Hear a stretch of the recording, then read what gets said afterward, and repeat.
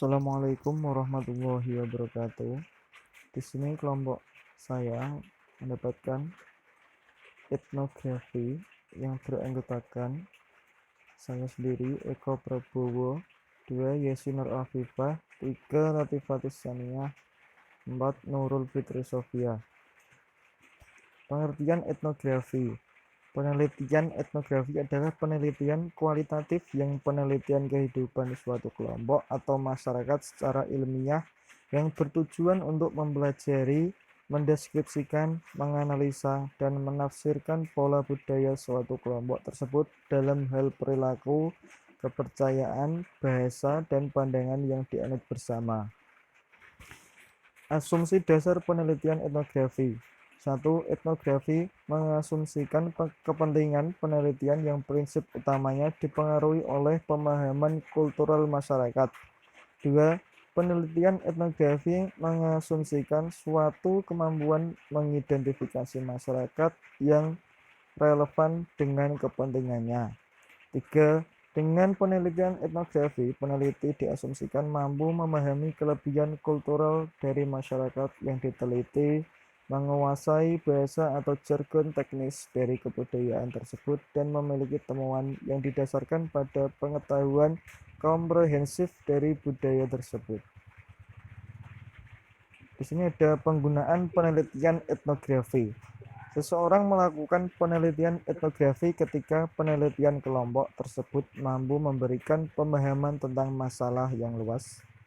Seseorang melakukan etnografi ketika memiliki kelompok untuk belajar berbagai budaya dan telah bersama-sama selama beberapa waktu dan mengembangkan nilai-nilai kebersamaan, kepercayaan, dan bahasa. Ada karakteristik penelitian etnografi. Di sini ada cultural theme atau tema budaya. 2 ada a culture sharing group atau kelompok budaya. 3 field work atau penelitian lapangan. 4 ada description in ethnograph atau etnografi deskripsi. 5 konteks atau pengaturan. 6 researcher reflexivity atau refleksi penelitian. Prinsip-prinsip metodologi penelitian etnografi. 3 prinsip metodologis yang digunakan dalam corak metode etnografi. 1. Naturalisme bertujuan untuk menangkap suatu karakter yang muncul secara alami. 2. Pemahaman yang menjadi landasan utama di sini adalah bahwa tindakan manusia berbeda dari perilaku objek fisik. 3. Penemuan.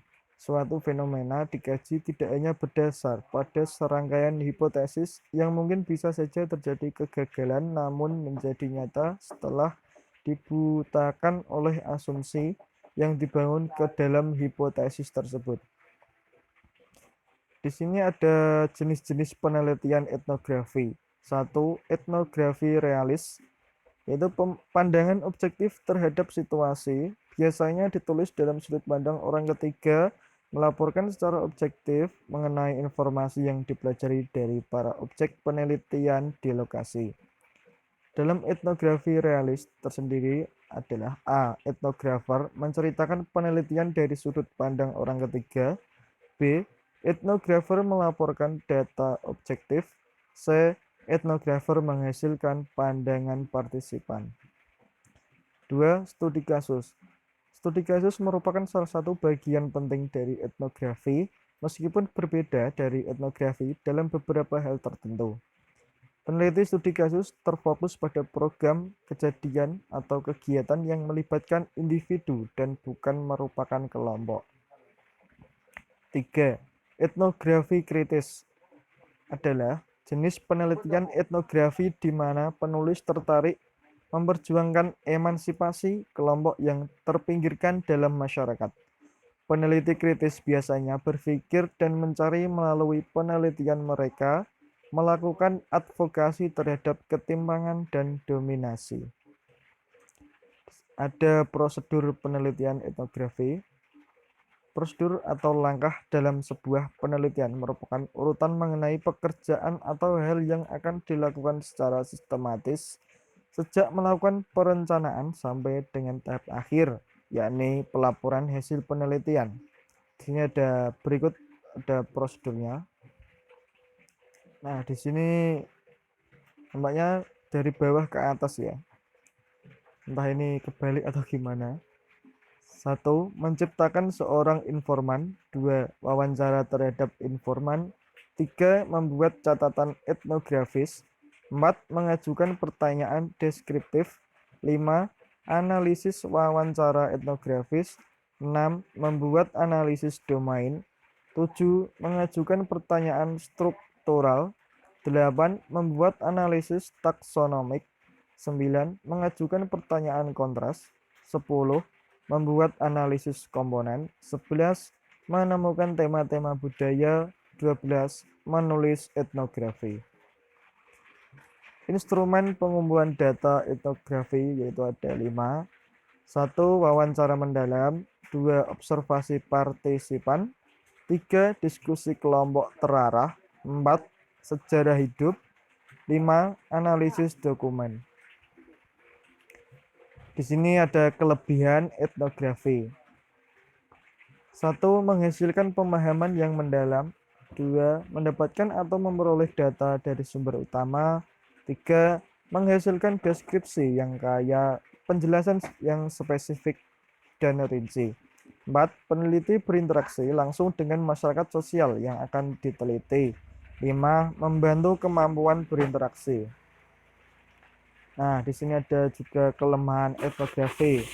Perspektif pengkajian kemungkinan dipengaruhi oleh kecenderungan budaya peneliti. 2. Membutuhkan jangka waktu yang panjang untuk mengumpulkan data dan mengelola data. 3. Pengaruh budaya yang diteliti dapat mempengaruhi psikologis peneliti ketika peneliti kembali ke budaya asalnya. 4. Peneliti yang tidak memiliki kemampuan sosialisasi, terdapat kemungkinan penolakan dari masyarakat yang akan diteliti. Nah, terima kasih. Ini ada foto-foto kelompok kami. Ini saya sendiri. Nah, di sini ada Mbak Yesi Nur Afifah. Di sini ada Mbak Latifatus Sania. Dan ini ada Mbak Nurul Fitri Sofia. Terima kasih, cukup sekian itu dari kelompok kami. Apabila ada salah-salah kata, saya mohon maaf sebesar-besarnya. Wassalamualaikum warahmatullahi wabarakatuh.